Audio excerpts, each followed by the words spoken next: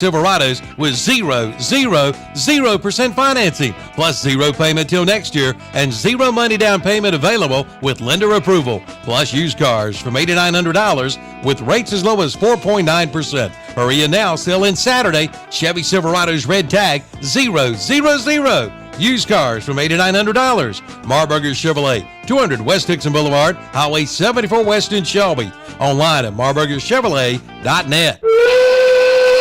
Did you know Cleveland Lumber Company has a custom mill workshop? Well, they do. And if you need something custom made, see Cleveland Lumber Company in Shelby. From cabinets to doors to trim. And don't forget, they do screen repair too. See them for your Milwaukee and Makita power tools. Also, Ready Seal for those decks. It's goof-proof. Even you can do it. That's Cleveland Lumber Company, 217 Arrowwood Street in Shelby. Open Monday through Friday. They are the builder's choice. Cleveland Lumber Company in Shelby. Attention football fans, looking for a winning smile? Touchdown with Cornerstone Dental Associates. Locally owned and operated in Shelby, their highly trained team brings the most up-to-date, comprehensive care to patients of all ages. With advanced technology and a passion for keeping your family smile in top form, Cornerstone is not your average dental office. They're accepting new patients, so go experience the Cornerstone difference today. Visit cornerstonedentist.com and see why their dental services have outperformed the rest. It's the best breakfast deal ever at the Creekside Seafood and Steak in Shelby. Listen up. Get 2 eggs with your choice of bacon, sausage, or liver mush. Also grits and toast and tea or coffee, all for just $5 and tax included. Again, just $5, and that includes the tax. And get 2 for $30. 2 USDA Prime New York strip steaks with 2 sides, just $30. And don't forget about their fish. It's the best seafood around at the Creekside Seafood and Steak, 1025 Kaiser Street off Highway 74 East in Shelby. Open Tuesday and Wednesday, 8 a.m. to 8 p.m. Thursday, Friday, and Saturdays, 8 to 8:30. Sunday for lunch from 11 to 2:30. Like them on. You could be the winner of a $1,000 Christmas shopping spree. It'll be given away Friday, December 20th, just in time for Christmas. Register to win today at one of our participating sponsors, including Hometown Automotive on Reesville Road in Lincoln, Tops Pizza on Highway 18 downtown Falston, at Piedmont Flooring on East Main Street, Lincoln, at Gaston Used Auto Parts on Dogwood Street in Gastonia, at Wynn Supply on West Dixon Boulevard in Shelby, at Azteca Mexican Restaurant, West Franklin Boulevard in Gastonia, at Classic Ford Lincoln on Highway 74 East in Shelby, at Hillbilly's Barbecue and Steaks on South Main Street in Lowell, at Gage Pool and Spa on Union Road in Gastonia, and at Carfair Auto Sales on the Bessemer City Road in Gastonia. So register today for the $1,000 Christmas shopping spree, brought to you by Downtown Radio, WAGY, and KTC Broadcasting. You pull, you save money at Auto Parts U Pull and Scrap Metal in Shelby and Lincoln. And yes, they buy cars and trucks, any year, any size, any condition. They'll even come and tow your vehicle in. They might even buy your house. They also buy copper, aluminum, steel, cast iron, tin, and brass. See the king of parts. That's Auto Parts U Pull and Scrap Metal. Open 8 till 5, Monday through Friday at 1025 County Home Road in Shelby and 851 Car Farm Road in Lincoln. Online at autopartsupull.com and see their page at whatsupshopper.com. And like them on Facebook too. Did you know Cleveland Lumber Company has a custom mill workshop? Well, they do. And if you need something custom made, see Cleveland Lumber Company in Shelby. From cabinets to doors to trim. And don't forget, they do screen repair too. See them for your Milwaukee and Makita power tools. Also, Ready Seal for those decks. It's goof-proof. Even you can do it. That's Cleveland Lumber Company, 217 Arrowwood Street in Shelby. Open Monday through Friday. They are the builder's choice. Cleveland Lumber Company in Shelby. When you experience the loss of a loved one, trust the Stamey Tysinger Funeral Home and Cremation Center in Falston to help guide you through the arrangements necessary to create a meaningful ceremony that celebrates the unique life being honored. Their staff is committed to providing your family with the highest quality care and service in your time of need. The Stamey Tysinger Funeral Home and Cremation Center, 846 East Stagecoach Trail in Falston. Online at StameyTysingerFuneralHome.com. Celebrating lives and healing grieving hearts.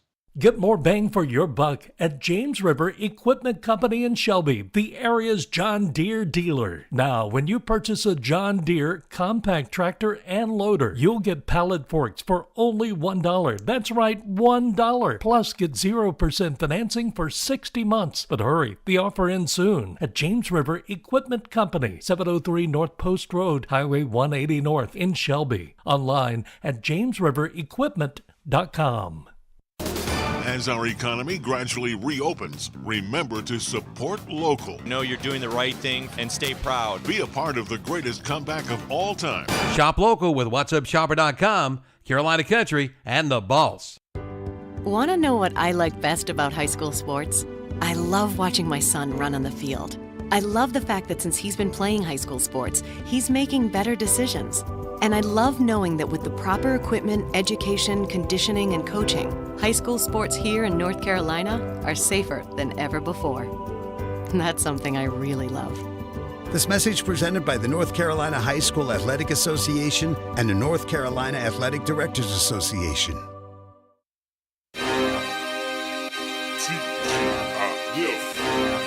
You hear them pads going clack, clack, clack, clack, clack.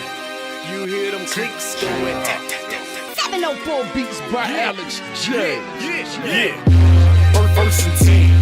We in the trenches. You like the water cooler. You be on the benches. Think your team better, but they lack skill. First snap, I leave your backs in the backfield. Your quarterback scared, I see it in his eyes. Sent the receiver in motion, that's just a disguise. My linebackers, they stepping up. Clog a hole, no letting up. Taking on no big blocks. On fourth down, we get big stops. My secondary is balling out. Your offense keeps stalling out. How many yards? Like none at all. Call the special teams, come punt the ball and it's gone. And you never see me fair catch. I get a block and then I'm gone like a Lear jet.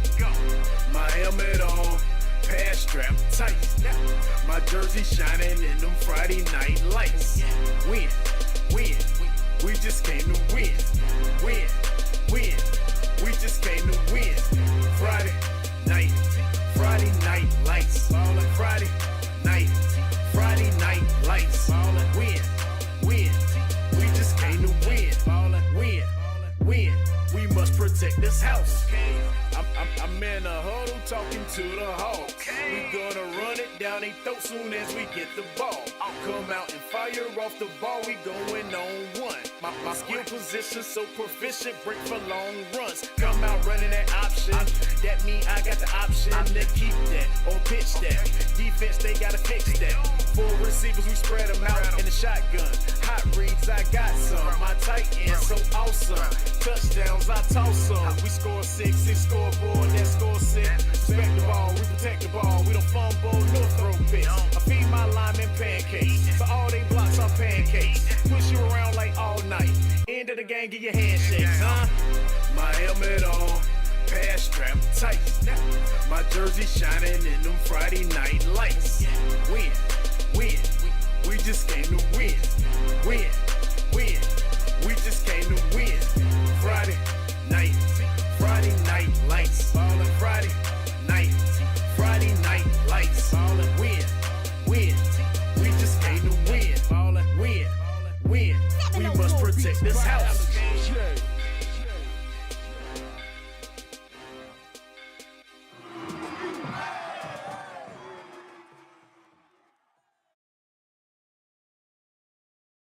And welcome to the Power Sports of Lowell postgame show with the ministry that is KTC Broadcastings, with our Reverend Dennis Davis, our Cardinal Chip Carter, our youth minister Kevin Hastings, and as always, JP coordinator, AV coordinator JP, always running the sound and making these guys sound good all the time. Can you spell AV?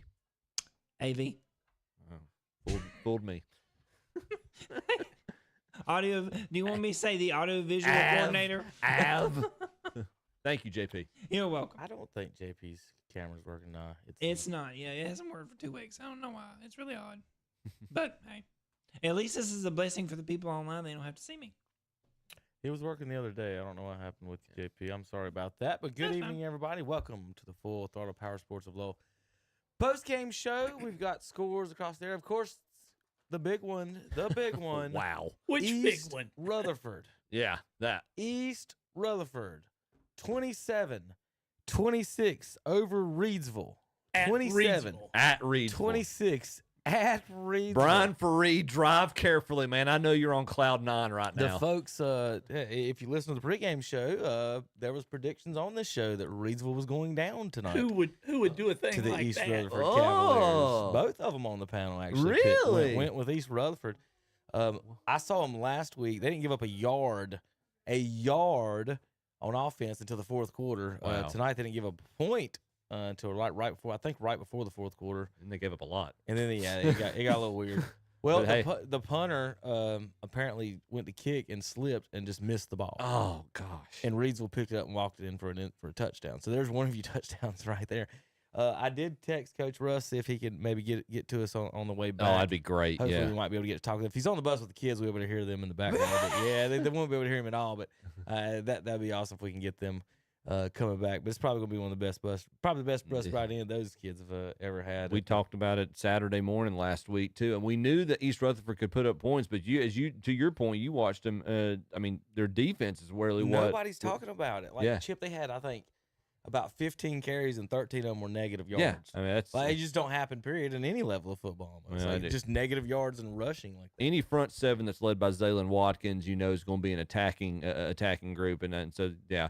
Heads up to them. You've heard me talk about it. I know Brian probably talked about their skill players, Landon Flynn, the Pinkerton boys, so forth and so on. But yeah, that defense, if you got a defense to match it, and they proved it tonight. Say what you need to say. You beat Reedsville, you can beat anybody. Yeah. And that's all the questions about the early season losses for East Rutherford. Boy, they put those to rest this evening. They're winning when they're supposed to win. Ashbrook and South Point. Ashbrook twice this year. Yeah, that's huge too. This has been an interesting night. It's been entertaining to say the least. So, but we'll get to that a little bit as well. Looking at any other surprises, a kind of 50-50 night for Cleveland County. I don't know. Would you say you're surprised by those scores? I'm a little surprised by the Kings Mountain score. Okay. I thought Kings Mountain had a few more bullets in their gun than what they showed. But I pretty well knew what was Burns' fate because when you play Monroe at Monroe, it's like South Point except worse. Yeah, I'm surprised. I'll be honest, that one over more than the Kings Mountain one surprised me. The point differential. I thought Burns, whenever things start getting out of hand, I've always felt with their running game and their running by committee, and even with Marshall being able to. Marshall's got a broken collarbone. He was out this week? Okay, yeah. Okay. I'm sorry. Forgive me. I think Warlick was out too. Okay. They were shorthanded to say the least. JV ball. Yeah, I got you. Well, that makes a little more sense then because I thought they could at least slow the game down a little bit if they felt like it was going to starting to get out of hand and try to set the tempo a little bit better. So that makes a lot more sense. That Robinson team's now 12-0 and they've given up 84 points on the year. Well, so, that's your usually your barometer in terms of defense. They're a 4 seed. Hickory's the 3. Irwin's the 1 in the 3A. Let's go over the scores, folks. If you're listening on the radio tonight, you can watch this show every Friday night with the scoreboard and the scores on the screen where you can watch it live on YouTube. Just go to YouTube and search KDC Broadcasting. We'll be live. This is the Full Throttle Powersports of Lowell postgame show. Go check them out today. ATVs and all jet skis and more. All kinds of things over there at Funcraft. Oh yeah, Funcraft. Fun time. They do got trailers over there too. If you need a trailer, you got to get that thing there back and forth to play on, and not like just trailers like pulling crap. I'm talking about like regular trailers. Yeah. So they do sell regular trailers for the folks. All right. So we've got. If you're looking at the scoreboard on the left side of the screen, that column is the 1A schools. The top middle is the 2A schools. Top right, the 3A, and the bottom 2 is the 4A matchups in here in Western North Carolina. So we don't have the Eastern teams yet. We'll start listing them either next week or probably the next, after next week. But these are our local scores. If you're watching, if you see black scores, those are finals. Red scores are still active. We don't have a final yet on those. 2 teams here in the West, or 2 games in the West, will be tomorrow. In the 1A, Hayesville will be at Mountain Heritage, and in the 4A, Mallard Creek at Watauga will be playing tomorrow for those. So assuming that was weather or snow related. Yeah. Well, yeah, Chip, I want to show you real quick. Yeah, Kevin's got the pictures. Okay, I didn't get the visual aids yet. Let's see, I'll pull it up. So a little bit yesterday, or this is from last night. I'm gonna pull up the. I'm gonna switch over real quick. Okay. I got this is from Boone last night. We were talking about. So James Madison. That's not Boone, right? James Madison's coming in. No, we didn't do that, Chip. Yeah, with James Madison coming into town tomorrow. I don't understand the problem. What's the problem? There is no problem. There was no problem in Cleveland last night. No. So Black Lions, you could play. Tom Sinifani would say there's no problem with that. This is our warning to the Dukes. Tomorrow's high, 41 degrees. Kickoff is at 2:30. James Madison will be walking into this right here. I like it. This is a true home field advantage. You know, I'm not going to give any tips or anything, but I'm just telling some of the folks out there that may want to go to this game. There are ways to sneak in the stadium, and you would know this because I would say during a snow game, it might be easier. They may look. To be honest, if it's that bad in the stands, they may just open the gates and let whoever in that wants to. We need bodies, right? That's what I'm saying. They'd love to. Now that you can sell alcohol at the games, actually, as opposed to. We all back in the day, the town and the school obviously was alcohol for the whole town was. So, the Appalachian faithful are experts at sneaking in airplane bottles into that stadium right there. But that's why Watauga's not playing tonight there, Chip. I got you. For the folks App's going to play in it. Why can't Watauga? Right. Well, App is at 2:00 in the afternoon. Watauga is, I think it's 4. Somebody texted us earlier today. 6. Was it 6? Okay. They probably should have played the day. They should have moved it up. They should have. All right. So there's your shots. There's your shot from Kid Brewer Stadium last night, covered in snow. We'll see if they get cleared that out for the game time tomorrow. All right. So we're gonna read some scores. We got a couple more to round up. So Chip and Dennis, however you want to, divvy that up. Feel free for that while I look around here. I'll take the 1A and the 2A, Dennis, and then you take the 4A and the crest. But yes, sir. All right, real quick. Hold on. Let me go over to Kevin's screen so I can see it. And Kevin, correct me if I'm wrong. The two games paired up together, the winners play each other. Right. Is that correct? Okay. Yep. So Mount Airy defeats the Mountain Island Raptors. A lot of Mount in that. 35-14. They'll face Starmount, who defeats South Stanley 37-13. Corvian Community's on a roll, man. Good gracious. They defeat Mitchell 42-0. They're going to play Eastern Randolph, who shuts out Cherokee 42-0. We have not confirmed. I thought this was final. Somebody told me Murphy won, but I don't know what the final score was. We have not confirmed Murphy leading Christ the King 21-11. We've not confirmed that game's over with. That team will face Robbinsville, who defeated the game I broadcasted a few minutes ago. Robbinsville shuts out Bessemer City at the Hive 19-0. East Wilkes is defeating North Row Inn 33-30. We don't have a final confirmed on that. They will play the winner. The winner of that game will play the winner of Hayesville and Mountain Heritage, which was rescheduled for tomorrow due to weather. The big game of the night, the surprise score. Thank you. East Rutherford defeats two-time defending state champion, I think, Reedsville Rams 27-26. They will face conference rival Brevard. Brevard defeats Bunker Hill 37-29. Kevin just confirms that's the final score. Hold a second. Yeah. The big kid from Reedsville was supposed to announce where he's going to college. And I think it was either today or tomorrow. Any idea where that was going to be? Have not heard anything about that. I might maybe check with Brian if they said anything in the press. Sorry to interrupt. No. That's fine. That's a good point. I have not heard anything about one way or the other regarding that. We'll keep our ears open. Getting back to the scoreboard, Salisbury defeats Walkertown 12-6. And Salisbury will play Randleman, who defeats Forest Hills 38-21. And then next, Monroe defeats Burns 56-14. Monroe will take on West Stokes, who defeats East Surrey 35-21. Community School of Davidson defeats Mount Pleasant 30-7. That is who will play Shelby. Shelby shuts out Maiden 28-0. Shelby is now the number 1 seed.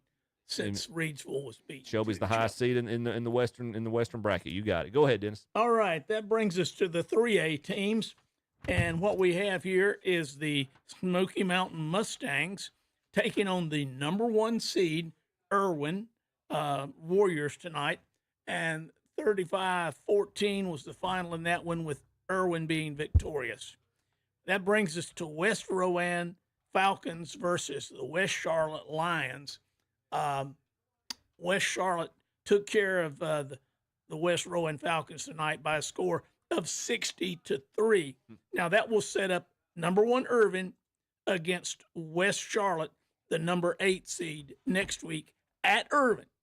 So, Chip, I don't know if you're headed back up to your home up there or not. I go where Kevin tells me to work on Friday nights. Okay. That's a smart thing to do. All right, we I have like staying employed. Speaking of those mountain teams, Chip, AC Reynolds took on the Dudley Panthers tonight, and they got beat by a score of 42-0. Kings Mountain traveled to J. Robinson tonight, and they lost by a score of 41-14. Robinson is over in the Charlotte Concord area, named after J. Robinson, who was the superintendent of schools in Charlotte, Mecklenburg, and North Carolina. And I knew Jay personally. Guess where he did his student teaching? You have no idea. I have an idea who. Go ahead and tell me. Shelby. Okay, I was gonna pick Crest. Thank you for throwing it off just a little bit. No, we weren't a school when he was. Gotcha. All right, we've got another little game over here, which is the Hickory Red Tornadoes, the defending state champions. They faced their nemesis, the Statesville Greyhounds, tonight and defeated them by a score of 42-7, which means with Crest beating Oak Grove tonight 35-7, the Crest Chargers will travel up to Hickory next week for a showdown with the Hickory Red Tornadoes. We'll talk more about that in the pregame show next week. And the North Lincolnton Knights had a score of 54 tonight, while the West Henderson Falcons managed to get 14. The Ashbrook Green Wave and the South Point Red Raiders tangled for the second time this year. And just like the first time, except this time over in Belmont, it was the Ashbrook Green Wave, who is real, beat South Point 31-28, setting up a game next week for Green Wave to take on the North Lincoln Knights. That ought to be a slobber knocker right there, Kevin. I'm sure we'll be broadcasting that game. All right, guys. Have you done the 4A yet? I haven't done the 4A. Go ahead. All right, quickly. Southeast Guilford, 21. Grimsley Whirlies, 51. Palisades Pumas, 7. Charlotte Catholic, 31. So next week, it will be Grimsley and Catholic. It was Independence, 3. Huff, 47. Mallard Creek and Watauga will be played tomorrow due to the weather. We have West Forsyth and East Forsyth. East beat them 56-19. Mooresville beat Northwest Guilford 27-10. And in a close game, Northern Guilford beat Marvin Ridge 28-24. And Weddington beat Sun Valley 35-12. And joining us now, the Reverend Will Boykins. Good evening, everybody. Will Thrills in the house. We'll get everybody's. Wait a minute. Did he just walk down that hall without no help?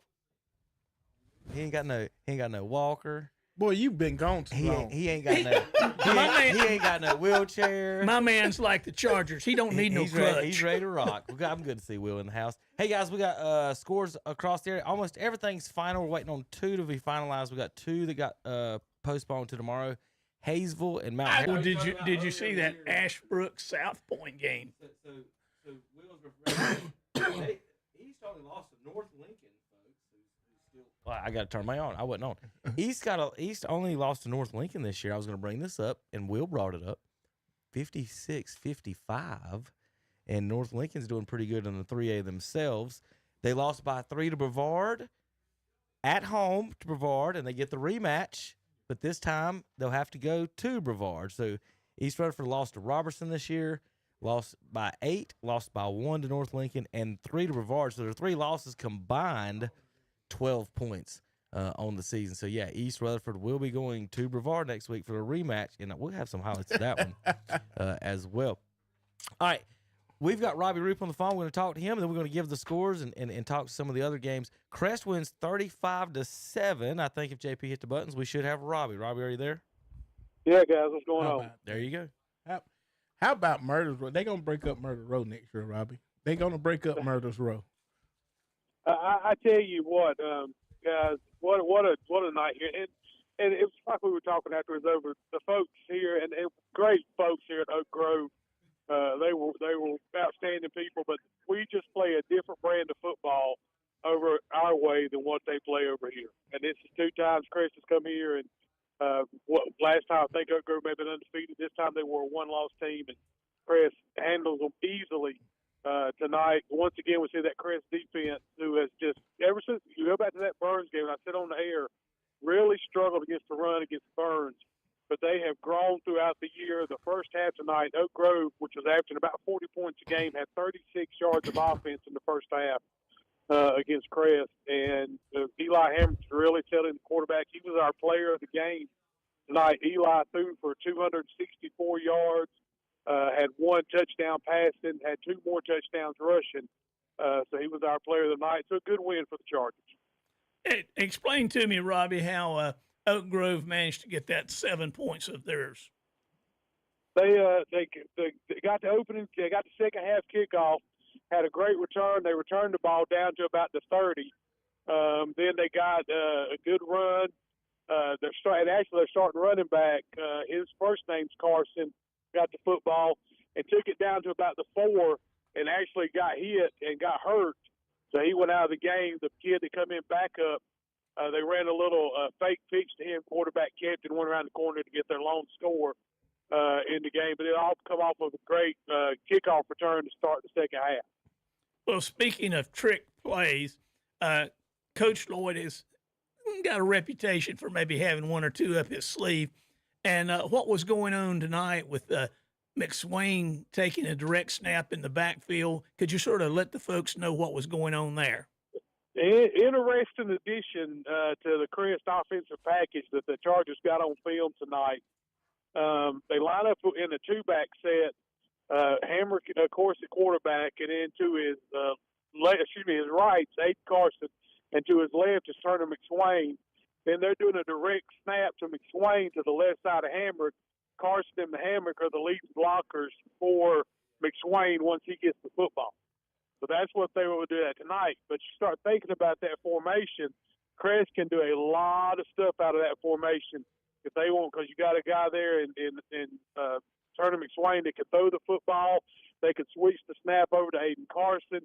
They could do the snap back to your quarterback, send one of those guys out in motion. There's a lot of things Chris put on film tonight that Hickory's going to have to spend time planning for next week. Well, Robbie, you just took the words out of my mouth where I was headed with this.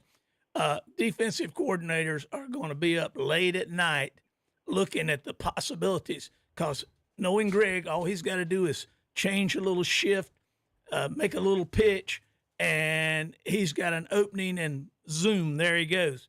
There's so much. And that's one thing he talked about when I talked to him this week. He said that's why they ran that fake punt last week. Yeah. He said we wanted to get that on film. He said because you're going to have to spend time in practice now working on that fake punt. You're going to have to dedicate time in practice because you've seen that play on film. You're going to have to take it away from something else. And that's what you do as an offensive player. You want to force them to have to do many different things in the practice during the week.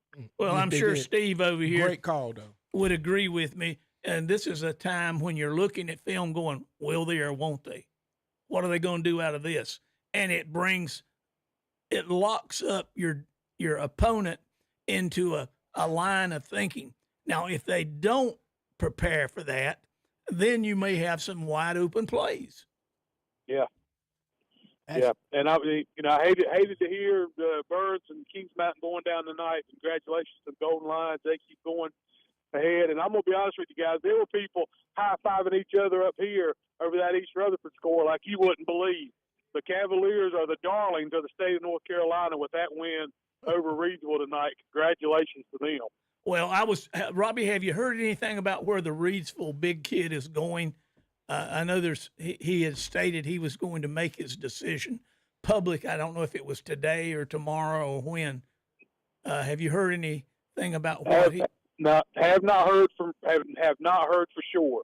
Have not heard for sure. Got another year, though. They're going to get a good one when they get him for sure. He's got another year. So. He's got another year, fellas. But you know how it works these days. He makes a commitment, just like the Hamrick kid has made a commitment to Virginia. He'll make 15 of them before he decides to go somewhere. Well, especially guys in the day of the NIL. Absolutely. Oh, yeah.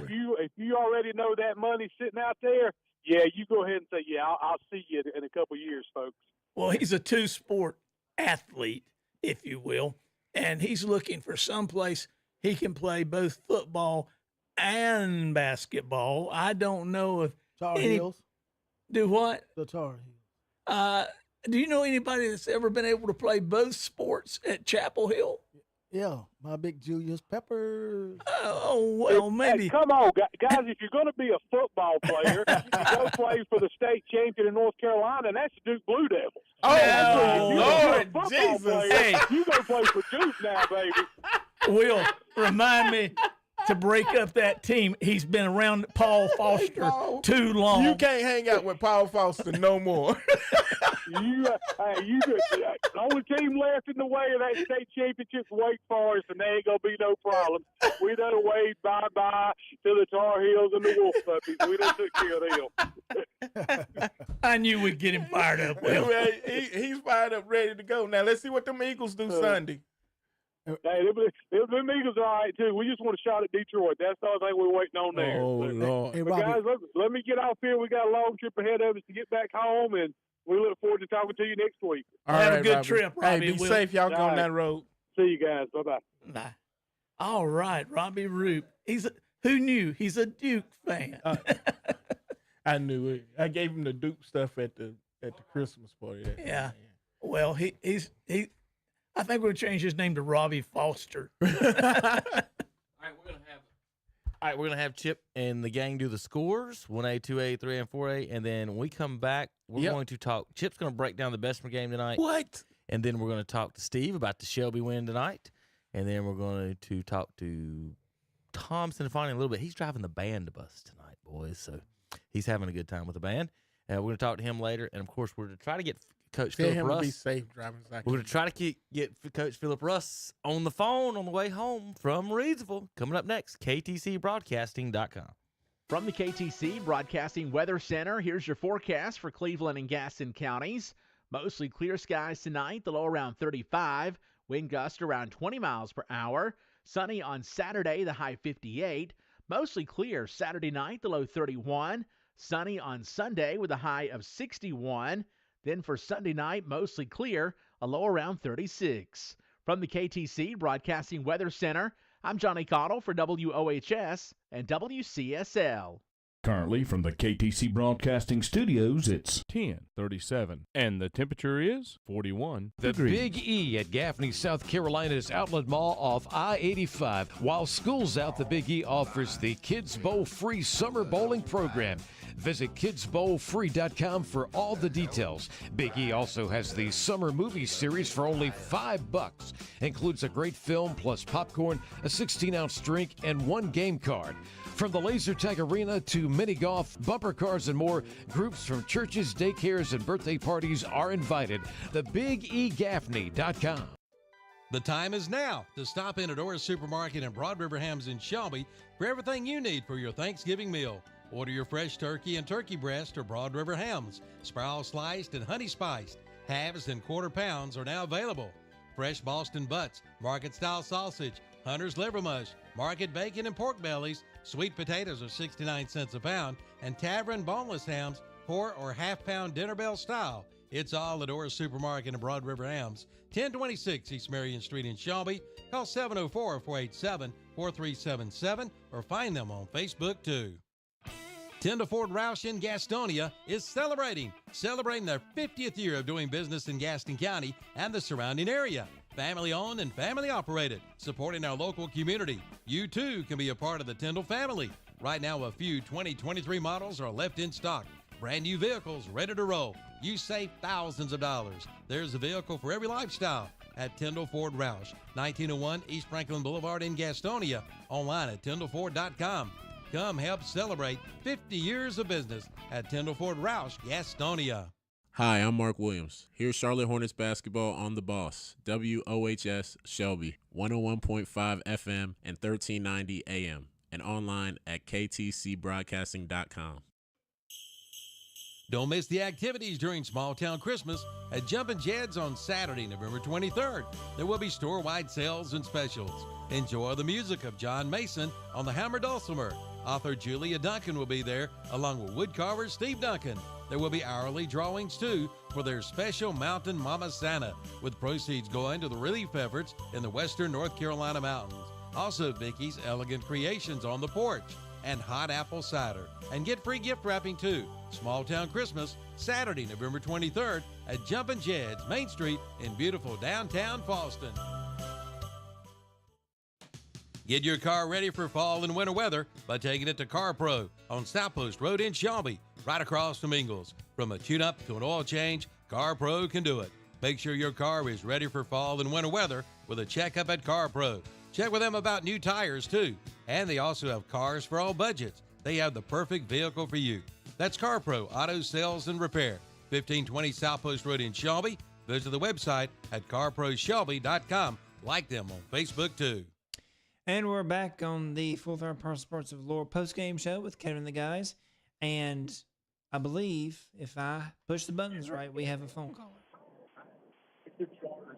Coach Russ, you there? Coach Russ. Oh yeah, I'm here. What's going on? Is this the party bus? Hey man, hey, there's a party bus rolling home to Rutherford. Is this the party bus? Hey, Coach Russ. Hey, Coach Russ. This is Steve Degree. How you doing, buddy? Hey, good coach. Good to hear from you. Oh man. Great win, brother. Great win. I've always been bragging on y'all guys up there. Philip, I don't need to brag on this, but both of the pregame hosts picked East Rutherford. Right. Well, I'll tell you this, man. It sounds like whoever picked that's just a part of the Cavalier family, because when the game ended, everybody said, "Hey, you shocked the world." I said, "Well, there's a whole lot of Cavaliers over here that aren't very shocked." The kids in practice this week, they want the challenge. The thing is, we the new age say all these things about we want the smoke and we want reasonable. I mean, if you're going to set a standard, you've got to go against the best. That's right. And tonight, it felt like the state association lined us up with one of the top teams in North Carolina, and it went down to the wire. But our kids, man, what a game! Well, since they beat RS last week, you had to go get a little revenge for Rutherford County. Yes, sir. Hey, and to the Hilltoppers, man, they gave great effort. We thought they had a great rushing plan. The film don't lie. The one thing that we do, we feel like we do well. Our big boys up front, they like to get down in the mud and play a little bit. And the running game was efficient for us all night long. We were able to have time of possession and match it up there. But I'm going to be honest with you guys. The play was all across the field. I told newspaper in the week, you never know who you're going to find to make a big play. And at the end of the game, senior comes up at corner all night long against the top 10 national recruit. Landy Goolsby goes up, makes a heck of a freaking interception there to seal it for us in the end. But he had been playing big all night. To say playing big, he's short in stature, but his heart fills up that whole stadium. And the courage and the way to go up against Keandre Harrison speaks the world of that young man and what his future in football lays ahead. David and Goliath. Well, the old adage. I'll tell you right now. David and Goliath. Hey, well, I'm going to tell y'all this, though. The thing that we did, and I had to tell my team chaplain, I said, we got to be careful. This is not something we want to tell our kids. You don't want to go into a battle thinking of David Goliath because we feel like we're inferior. I told them it's Goliath versus Goliath. This is a Rutherford County mountain team coming over, and we were playing a team when the wind started blowing. It got cold. I said, boys, that's the cold wind through Boston, pushing all the way over here to Reedsville and Rockingham County. So we brought the weather with us, and our kids played. Man, they just played ferocious all night. I mean, they wanted this one. My coaches did an outstanding job putting our kids in great positions all week in practice. We build a standard to have belief and confidence. Like I said, that locker room and this bus now, I've had to cut down the karaoke so I could call you guys, but the big thing is they believe, and as long as they believe that we can achieve, we're going to keep playing. It's a 6-round dance. We've got through 2 of them. We've got a familiar opponent this next week in Brevard.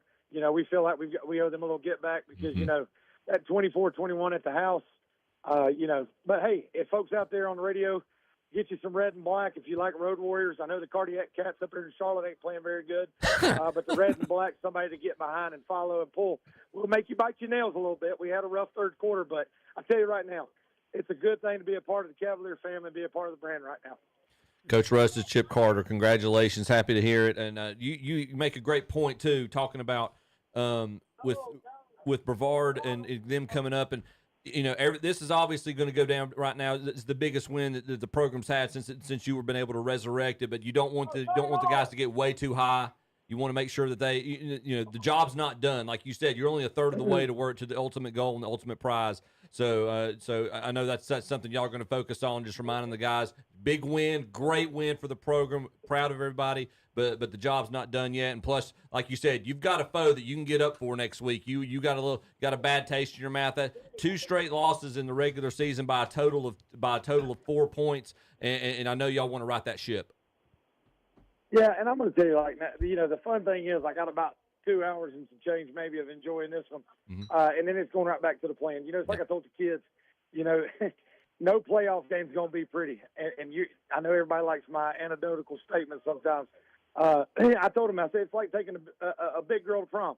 The thing is, it'll never be pretty, but you're going to get a dance at the end of the night. At the end of the night, you're going to get a dance. And so we're going to enjoy this one until we get off this charter bus.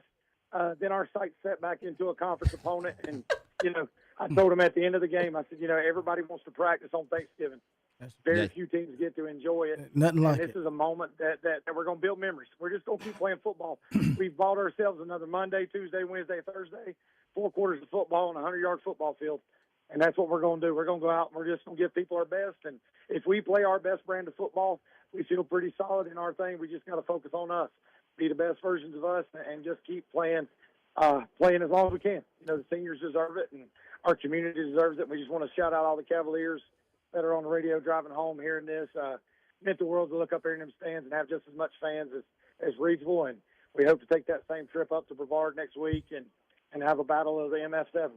All right, well, Coach, it's Kevin Hastings with you. I couldn't make it up tonight, but I just wanted to point out, a lot of times the offense gets a lot of the credit and the quarterbacks and the running backs, but the last 2 weeks, you guys didn't give up a yard to North Surrey to the fourth quarter, and then this week pretty much shutting out Reedsville for most of the game. I just want to give a shout-out to your defense and how well they're playing right now. And the thing is we early on, there was a lot of criticism in the room. You give up all those points against a tough North Lincoln team. You play a TC Roberson, you play a Bessemer City, you play a Newton Conover, you play some really tough teams. We gave up some points. And the kids have just bought into understanding, what is my role, focus on my job. They're flying around. And the cool thing is the locking in part, the film and the understanding of they're trying to see what the next opponent's going to give them. And we lock in. We go out Monday. We lay out the lab work. We go Tuesday, Wednesday, find up the tune plan. Thursday, the walkthrough. It's clean. And the defense is getting stronger. And, I ain't going to say that old saying. Steve agreed with that because the Golden Lions are good at doing it. Defense wins some things, and as long as your defense is performing well in November, good things are to come for you.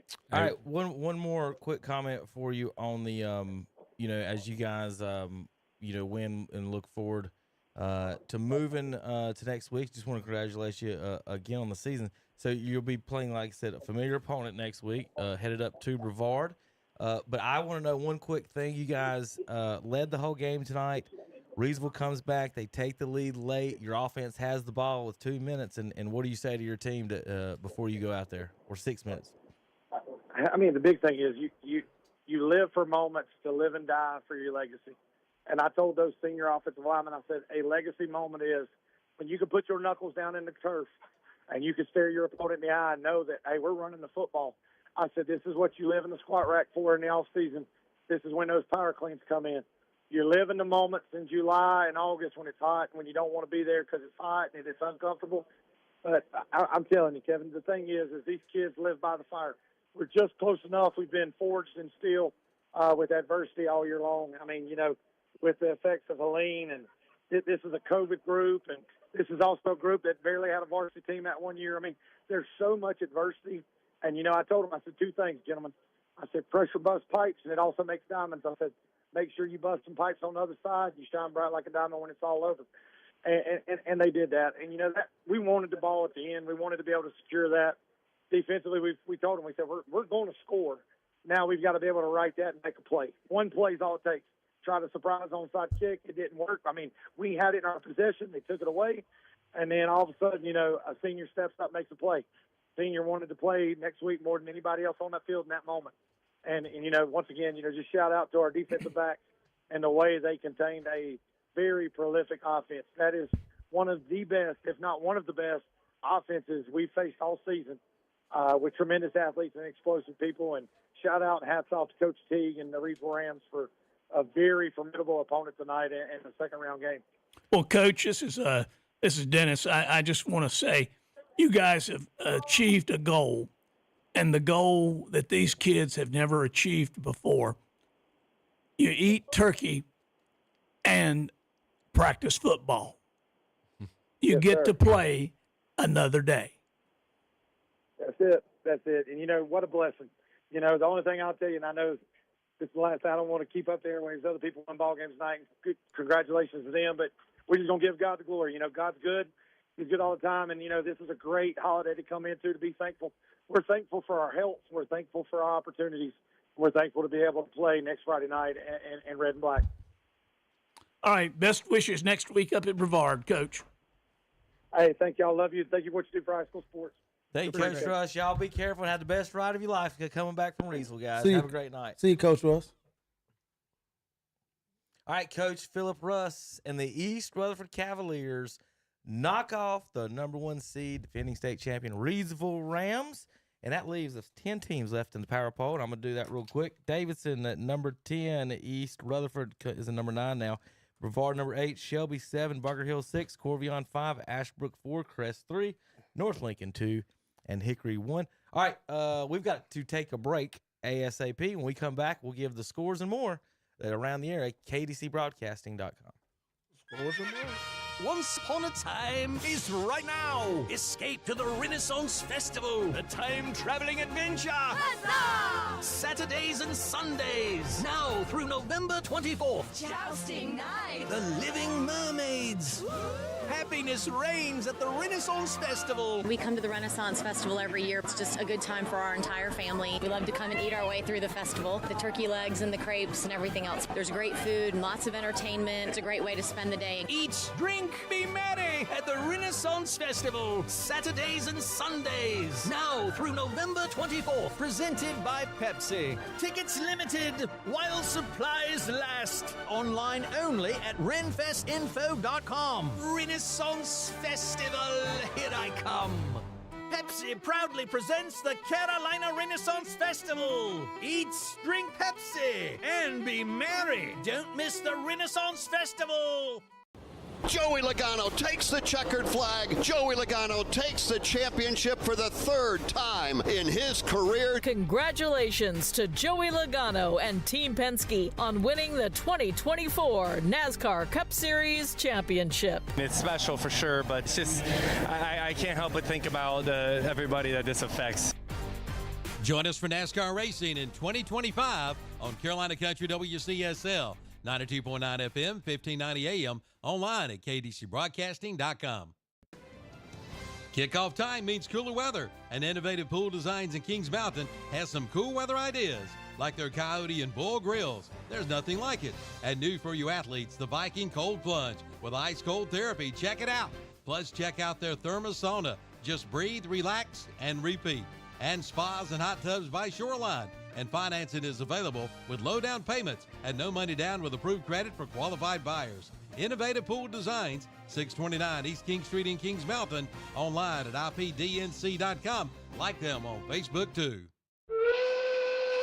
Did you know Cleveland Lumber Company has a custom mill workshop? Well, they do. And if you need something custom made, see Cleveland Lumber Company in Shelby. From cabinets to doors to trim. And don't forget, they do screen repair too. See them for your Milwaukee and Makita power tools. Also Ready Seal for those decks. It's goof proof. Even you can do it. That's Cleveland Lumber Company, 217 Arrowwood Street in Shelby. Open Monday through Friday. They are the builder's choice. Cleveland Lumber Company in Shelby.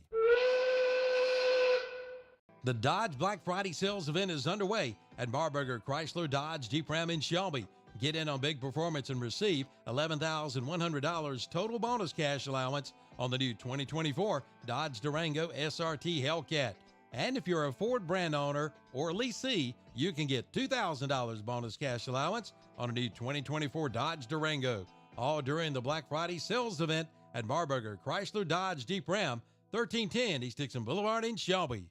Termites are the #1 leading cause of damage to homes in the United States, and water damage is second. Neeline Cole, a local termite and pest control and moisture and water control business located in Bowling Springs, North Carolina, can help protect your home and family from both. Call Neeline Cole today at 704-434-9411 to schedule a free estimate. Neeline Cole, proudly serving the Carolinas. Call Neeline Cole for termite and pest control and moisture and water control. And we're back on the Full Power Power Sports of Loa post-game show with Kevin and the Ministry of KTC Broadcasting. And we have on the caller on the phone.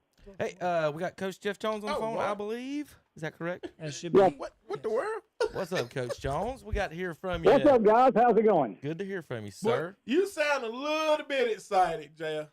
Just a little bit. What's going on over there in Gastown? Well, I tell you, I think the Maiden Shelby game, it was a really good test for Shelby. It was Maiden came in, 8-3, had some good wins, and looking at it to begin with, that they had a really good size offensive line and defensive line. They were about 50-50 throwing and passing, and I thought the key of the game was going to be, could we make them one-dimensional? And Shelby did. I think the big stat of the night was that Maiden ran the ball 33 times and got a total of 35 yards. And that really made it difficult for them, and Shelby was able to shut them out. And good game for Land Farmer. He was our overall player of the game. Land was, is this right, 14 of 15 for 184 yards and 3 touchdowns.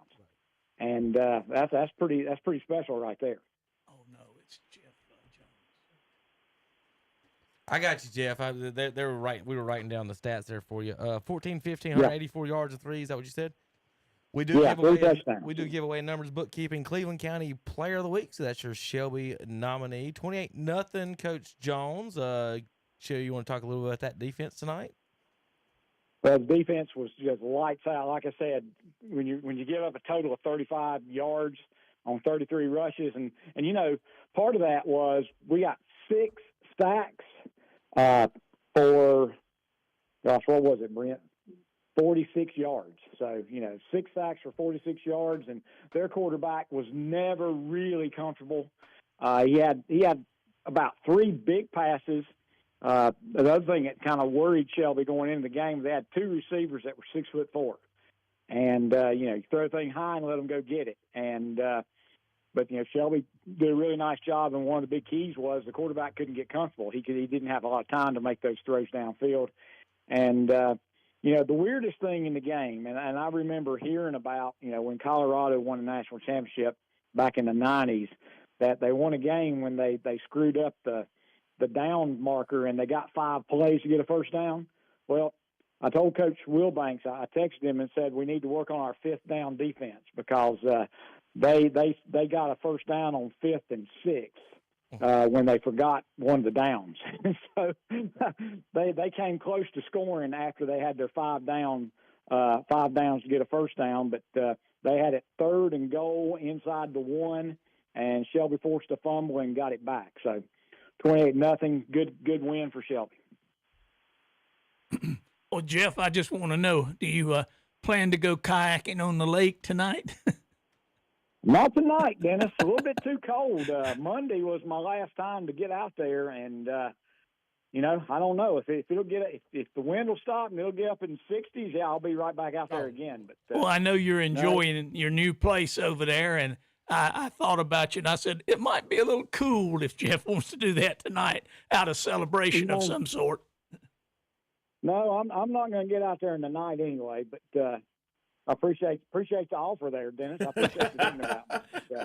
But, oh, it's a one-man kayak. Yeah. So guys, tell me, was Burns down like 4 or 5 players? I mean, I heard you said that they were down 2 quarterbacks, and I heard there were a couple other players. Well, what we've heard, that Monroe team's real. Now, they're the real deal. And Monroe is real, but we heard McGowan has a fractured collarbone, and that Warlick was out, which is one of their better players, and there were a couple of others. Yeah. We didn't get the full report. We're waiting to hear. Tom's driving the band bus, so I don't know if he's going to be able to call us or not, but they were really missing quite a few key players, we understood. Yeah. Well, of course, now Shelby, they can't start thinking about Monroe because they got to play Community School with Davidson, and that'll be really interesting because Shelby and Community School with Davidson never played in football before. So that'll be interesting to see how that game goes. Well, the good thing is should it advance to the point where you guys are now the number 1 seed, Monroe would have to come play you at Shelby. You would not have to go to Monroe, which is sort of like going to, South Point. Yeah. It's not a good place to go play. Yeah, and then that was one of the things, when they did the seeds, I was really happy to see that we were 2 and Monroe was 3. Yeah. Knowing that we weren't going to have to go to Monroe. And then saying, well, we wouldn't have to have an away game until we went to Reedsville. Well, Shelby wouldn't have to play an away game if they were so fortunate to get to the 5th round. That game would be at home now since Reedsville's gone. So, but that's a long time away. That's a long time away. Shelby has made. This has been a team that has really grown. They have gotten better and better, and their defense against the run has gotten so much better, just in the last 5 or 6 weeks. And, the first quarter when they played at Olympic, that was a game Chip and I did. When they played at Olympic, Olympic ran the ball all over them in the first quarter. In fact, they held the ball for about 10 minutes of the 12 minutes in the first quarter and scored a touchdown. But since then, Shelby hadn't given up much as far as rushing yardage. Burns had a good chunk in the second and third quarters, but they weren't able to do a whole lot with it and had to throw it to get the touchdown. So that's been a big improvement for Shelby. Well, Jeff, I can say it. You might not want to because it might be considered bragging, but Shelby teams evolve and get better as the season goes on. And this is your time when you're playing your best ball and your best defense. So keep it up. Yeah, that's the plan anyway. It doesn't always work that way, but for the most part it does, and it's definitely worked that way this year. So, guys, I appreciate you letting me call. And any other questions, anything else I can answer you? Like I said, the 5th down, 5 downs to get a first down, that blew my mind. That's about it, Jeff. I appreciate it as always. You and Brent, and I'm sure y'all are excited about Shelby hosting at least one more home game. Hopefully several more now with the way the bracket's shaping up. They as long as they stay alive, they got home games all the way to the championship. It looks like. Yeah, home games to the championship, but like I said, got to win them. So that's it. They'll be playing at home Friday after Thanksgiving, and that's. You try not to take that for granted because a lot of people are like, wow, what do you do when you play on Thanksgiving? And Shelby, we've been so fortunate to play so much on Thanksgiving. I think everybody just knows you practice at 8:00 on Thursday night, go do your Thanksgiving, eat all your turkey and everything, but get over there to Shelby at 8:00 on Thursday night. And usually there's a lot of fans that come out there to watch it. And it's kind of an interesting thing, but just happy to have them playing again on Thanksgiving. Now, that's a good tradition to add to for Shelby City area. Absolutely. Well, basically what I told Coach Russ a while ago. These kids haven't ever done it before, but this is the first time that East will be able to eat Thanksgiving dinner and then go practice football because you're still playing. Yeah, that's a special thing. Well, thanks a lot, guys. We appreciate all the help, and especially Kevin sending those scores because we kept seeing East 14-0, and we're like, I just can't believe that. That's got to be wrong. And so appreciate you keeping us up to date on what was going on there. Definitely, Jeff. I know Kevin.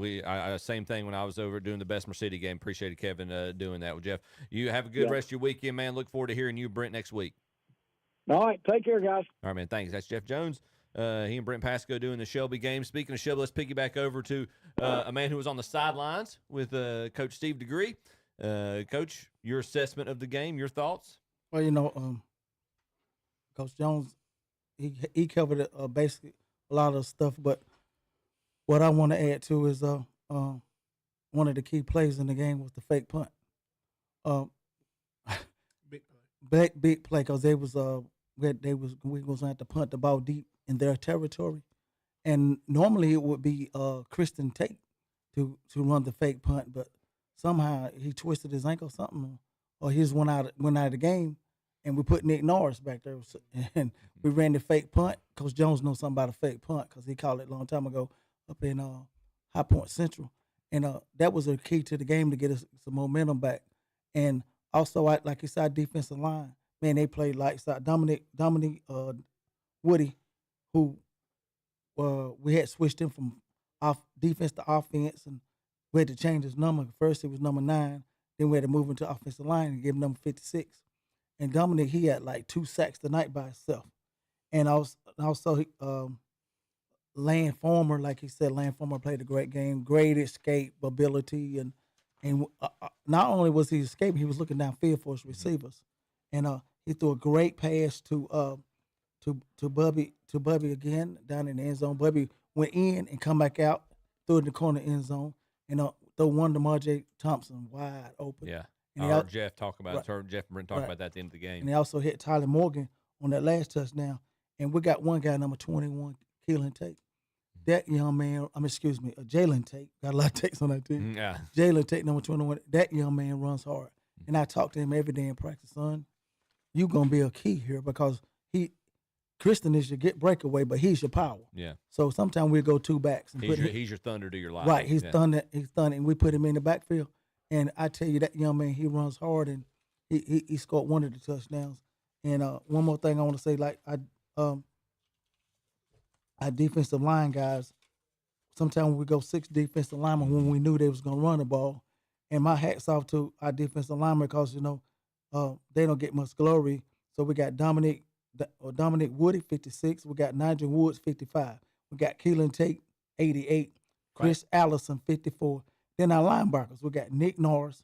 Then we got Tydre Johnson. Then we got Landon Foreman, number 15. Our defensive secondary is Calvin Ramsor. We got Kendrick Raper, who's Coach Raper's son, and we got the 2 smallest safeties in high school football. But they will put the wood to you. Yeah. And we call him J Money, number 6. Jalen Anderson, we call him J Money, and also Derek Key, number 22. That's our starting defense. And I'm gonna tell you guys, y'all came to play tonight because anytime a team rushed 33 times and get 35 yards, y'all have done y'all job. And a lot of their yards they got on, they did get some on the pass. Yeah. But our defensive line, I'm so proud of y'all guys, and we had a great practice. And on Tuesday, we had it was awesome. And we try to tell them to use that same intensity that you use on the field with your teammates on your opponents. So that's one thing Coach Webanks tried to preach this week. And we got one other guy, number 45, Harris. Oh man, he is one of our motors too. So all those guys, combined together, do a great job on our defense tonight. Shut them out.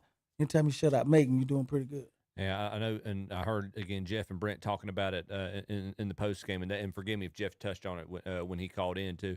I think Brent tallied it up, and they had at least 6. Y'all had at least 6 sacks tonight, and also 2 tackles for losses of the quarterback when he decided to scramble. So that's 8 tackles in the backfield of the quarterback. And one thing at the end that puzzled me, Will, Macon wasn't trying to win at the end. They were just trying to score because they had the ball inside the 5-yard line. They was taking their time running the play. And they went to the old, put the big running back in the backfield, number 52. And they had just called pass interference on us. And I guess it was just due because on the next play, they was going to put him in fullback and then run the ball. And the center snapped it over his head. So they just wanted to get some points on they the just board. wanted to score because they wasn't to me because they was taking their time. Now I heard, and now I might have misheard this on the way into the studio after my game. But is Tristan okay? Because somebody said Tristan did he tweak something or was he?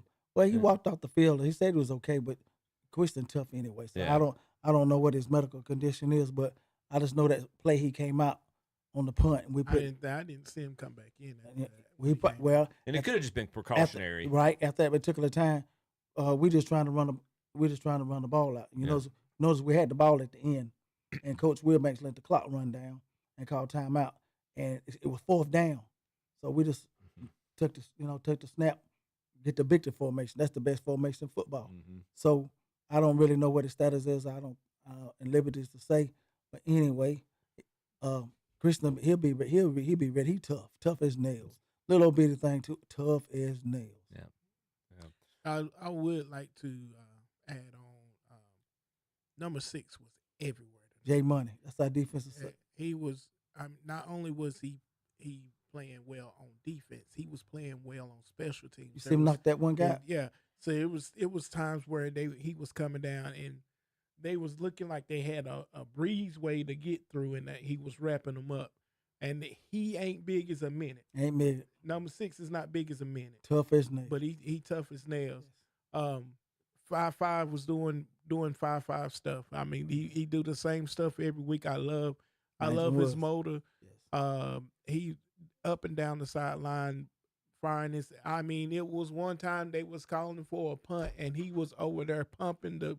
If you'd have seen him talking to 43, is it 43 that punts for y'all? Yes. Hey, if you'd have seen him talking to 43 and how 43 was getting pumped up before he went in to punt the ball, he left no doubt down the sideline from one kid to the next kid, and it didn't matter which position they was playing. He had everybody.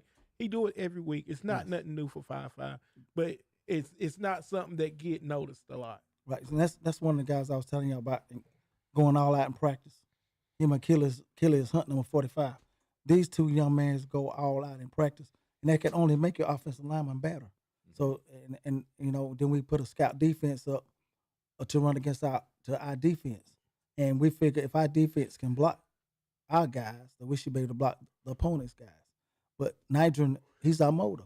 Yeah. He's all over the place. And I always tell him, use that energy that you got, Nigel, on your opponents. And if we do that, we'll be fine. If our defense keep playing, like Coach Russ says, offense sell tickets, but defense win championships. Defense solidifies it. That's exactly right. I know you talk about the motor, and I think it's fair to say offensively, Tristan's the motor that makes the offense go. But to Jeff's point, when you've got someone with the talent of Tristan Tate, the depth that y'all have at running back, and then you've got a quarterback in Lynn Farmer who's making the decisions he made tonight. I think from what Jeff and Brent said, and I don't even necessarily know if you call this a mistake, the only mishap he had was the strip sack that he didn't even see the guy coming behind him. I don't think from how Jeff explained it. So when you've got him making those kind of decisions, and he's not just a game manager, he can make explosive plays. The 50-yard touchdown pass to Najee, I think, is a good example today. I think it was like a 50-some-odd yard touchdown pass that he had. Put the ball exactly on the 50-yard line. Yeah, okay. So, and he scrambled for like 10 minutes. Yeah. And you can't even ask your offensive lineman to block that long. Yeah. They didn't score on the play, but I think my play for him tonight for Land, the play he made tonight, they had him balled up. He got broke free. They knocked the ball out of his hand. He picked it up. The ball bounced. He picked it up and threw the ball threw the ball for the first down. That's big time. Big time. That's big. Poised. Just staying poised because normally that ball bounce up. The first thing you're gonna do is take off. Yeah. And another thing y'all got to realize, Land's only a junior. Yeah, that's true. We have all our receivers back, except number one. Well, and Jeff mentioned this too. going into the mentality that y'all can approach going into the deeper you go into the playoffs. And he talked about it with the Olympic game. That game, and I had the pleasure of watching that and broadcasting that with Jeff. That game, Olympic just seemed to set the tone the entire first half.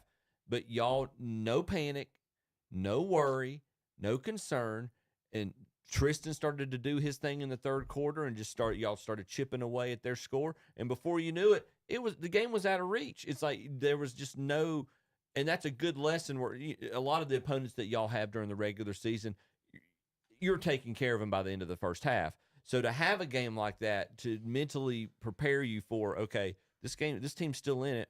All right, no need to panic. We still got the horses. We can still finish this thing off. And one thing too, you got to teach your team this time of year. There ain't gonna be no running clocks. Yeah. So you're gonna have to play for 4 quarters. Mm-hmm. So that means you have to be in shape. You have to do a little bit more extra running, a little bit more extra stretching, and so you won't be pulling anything. And you've got to keep your focus. And you gotta keep poised. And your discipline. This time of year, they gotta stay hydrated. Right. They gotta, cause it's cool and it's not as hot, and they don't drink as much water during the day. And I'm saying you water. still cramp up, yeah. Right. And then too, when things go bad, you can't panic. You know what I'm saying? Because football is a game of up and downs and stuff like that. So when something bad happens, you can't panic because you live to see another day. Yep. Just like when that guy beat Kendrick rape on that pass, number 3. You know, we told Kendrick on the sideline, forget about that play. The play is over with. Just come back out and do your thing. You know what I'm saying? Because bad things are going to happen in the game of football. But what you going to do, can you overcome it? Don't let it bother you. Because if you keep weeping on that play, you're going to mess up again. Calvin got robbed on the call. Right. That was an interception. Calvin got robbed on the call they gave him a PI on the play that went deep downfield, and Calvin, he never turned around to spot the ball. But after the guy caught the ball, he knocked the ball out of his hand. That's not a PI. That's making a great play after you see where the ball was at. He didn't touch him beforehand. Yeah, we had a lot of those calls. Yeah, so we had some penalties too, but we got to clear them up. But sometimes you got 14, 50-year-old kids out there playing with a lot of emotions. You're gonna get some penalties, but like I said, can you overcome it? The good teams overcome those penalties. So my hat's still off to our Golden Lions, and we just gonna move on. And I don't know much about the community school of Davidson. I don't even know where it's located at. Davidson. Somewhere in the community. I have no idea if that's right or not. I'm just guessing here. It could be somewhere in Davidson County. Yeah, there you go. I don't know, but we'll come find. We'll find out. Definitely not gonna. I know Coach Wilbanks is not gonna overlook him because they play against. You don't overlook anybody at this point. Yeah. I know they're not over. I know they're not going to be overly confident, but they're going to be confident in that game going ask in. Reedsville about overlooking anybody right now. I'm pretty sure Reeds will look past them. Well, I'm pretty sure Reeds will look past them. East Rutherford, I think they're and again they have 3 losses this year by a total of 12 points. Yeah. 2 of those losses as I was talking to Coach Russ, by a total of 5. I mean, that's. Yes, their record gave them the ranking they had, but that's a soft ranking. That, and especially with the defense the way they're playing right now, that be careful for them. But I said this last week. I said going off of who they play and that one loss that they had that should have been a win. They had a 1 loss to North Lincoln. North Lincoln. Yeah. 56-55. Yep. And that was the week before. That was the week before the Brevard game. I said it last week. Going into this game, they was going to give Reedsville trouble. Yeah. I sort of knew they could score too because if our Central scored 22 on them, yeah, and I think that was a telltale sign, right, Steve. right. And when RS scored that many against Reedsville, I got to thinking, Reedsville's not as tough as the reputation is. Yeah. And I think that maybe one of the reasons the running backs was out too, but in this time, next man step up. Yeah. I think we got a caller on the phone. Is it David Potter? David, you there with us? It's David and Scott. We're on beautiful Highway 74. What's up, guys? How y'all doing, man? Y'all doing all right this evening? Doing okay. Just drove through a wind tunnel trying to get from 26 on to 74. Yeah, that howling. yeah. Don't mess with coming down Saluda Mountain, man. Well, we're out of that. We're on 74. Things are a lot better now, and I didn't know if that was going to be the biggest blowout tonight, but my goodness, North Lincoln put it on West Henderson. Mm-hmm. They sure did, and looks like right now they're the only team with the option still alive right now in the playoffs. at least in this area. Scott was saying that if South Point and North Lincoln had played, it would have been the Army-Navy game. That's that's right. The red button versus the blue button. That's right. So tell us a little bit about the game. What some of the highlights and things that stood out for y'all. Well, they got off to a great start. Tim Folk brought the opening kickoff back 80 yards, got knocked out of bounds at the 6-yard line. So first play from scrimmage was from the Falcons 6-yard line. Shannon Wingate took it right up the gut into the end zone. 14 seconds into the ball game, it's 7-0. Then the next possession, West Henderson drove from their 20 all the way down, had 4th and goal from the 1, and got stuffed at the goal line, fumbled. Tanner Ayers picked it up. He should have scored a touchdown. I don't know who actually got blocked in the back, but they called that penalty. But North went ahead and went down and scored a touchdown again. Went for 2. It was 13-0. So instead of being 7-7, it was 13-0. And from there, I mean, North Lincoln scored on their first 8 possessions. So it was all North Lincoln all night. Fourth quarter was just a bunch of substitutes for each team. Yeah. Gotcha. Well, they looking at their upcoming matchup, Ashbrook again with the pulls out the second big win against the Red Raiders. They traveled to South Point to defeat them, so that's going to be the opponent next week for North Lincoln. And I can't recall. They get a home game. Yeah, that's right. Yeah, that's right. I was about to say North Lincoln gets a home game with that, with Ashbrook traveling, so that ought to be. And North Lincoln, I've broadcast games up there before. Impressed with their turn, I've not broadcast, but I've been up there and helped out with games before. Impressed with their layout. It's a pretty decent home field advantage. So, but Ashbrook's they're no pushover. That's for sure. Well, you start getting the third round of the playoffs, there's no duds left. That's what we were just saying. Yep, you're exactly right. So we're very curious about any other thoughts or anything specifically about tonight's game or anything that you're looking forward to next week. Well, Scott's got the stats here. It was the usual for North Lincoln tonight. 3-headed monster offensively.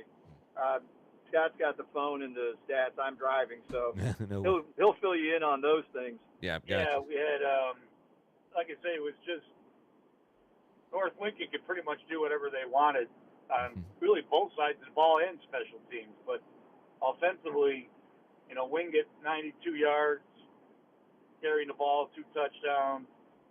Folk 83 yards. Not sure. Did he have? I think he had 2 touchdowns. He had 1 passing. That's right. Yep. Another 2 there, and then AG 115 yards rushing on only 7 carries. Wow. So, and he had, I think, 2 touchdowns. So it was just, if they tried stopping one, they would pull it out.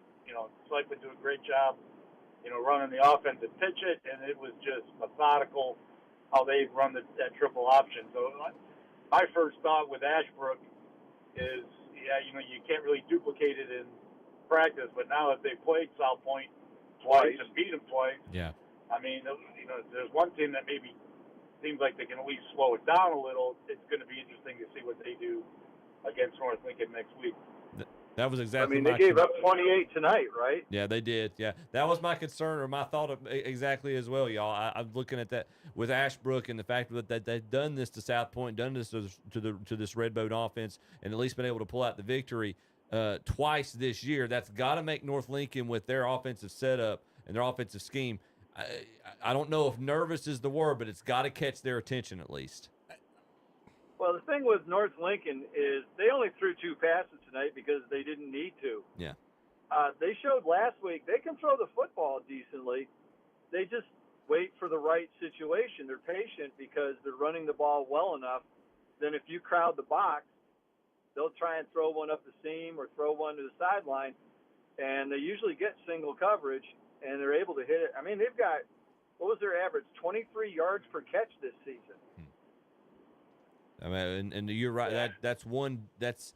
That's maybe the X factor for them that might be the difference, or might be something that negates Ashbrook's ability to go up against an option-based offense, like we've seen. If North Lincoln can keep them honest with the pass next week, that'll be tough for Ashbrook, I think, to stop all those. I think it's going to be. And there's tough one for other him. thing. If it comes down, you said the Ashbrook South Point was a 3-point game. Yeah, 31-28. What kind of kicker does Ashbrook have? That's a good question. I'm not sure exactly. They've got, it looks like 4 touchdowns and a field goal. So I mean, now who knows? Now was that field goal a chip shot or not? I'm not sure. Well, the thing we've been really, and you don't see this with most high school teams. Jake Dillingham, former soccer player, still, and he plays lacrosse, but he's turned into a real weapon for North Lincoln. In the East Lincoln game, he kicked off 8 times, and the average start for field position for East Lincoln was the 20-yard line, because 6 were touchbacks. He had 4 touchbacks tonight, maybe 5, and he pounded through a 45-yard field goal. Well, actually 3 times. 3 times. It was kind of a long story, but the Wes Henderson coach decided to burn all 3 of his timeouts at the end of the half. And so Jake just kept kicking the ball from 45, and they all went through by at least 10 yards. He can nail a 55-yard field goal. Wow, any kicker that can do that. And he's forcing everybody to start at the 20-yard line, sometimes even further. Yeah.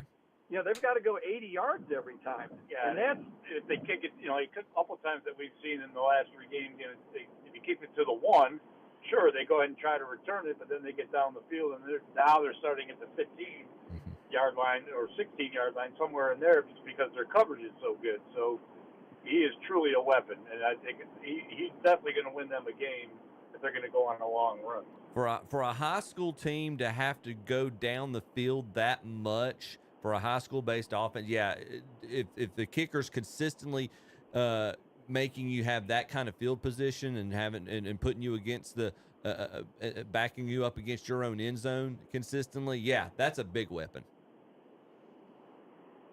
Yeah, and I thought offensively, getting back to kind of North Lincoln's offense, they ran that little underneath counter a few times tonight with Folk and with AG, and it was something that I think, that obviously now it's going to be on film, but it was definitely something that was a little bit different, a little bit of a wrinkle. And then a couple times they even ran Wingate wide, almost off tackle from that fullback position. So they adjusted very well with it, and it's just going to be, again, very interesting game next week with Ashbrook. Good deal. Oh, my God. All right, guys. Well, hey, Dave Scott, appreciate y'all very much. Be careful heading down 74, all right? Don't let the wind blow you off the road. We'll try not to.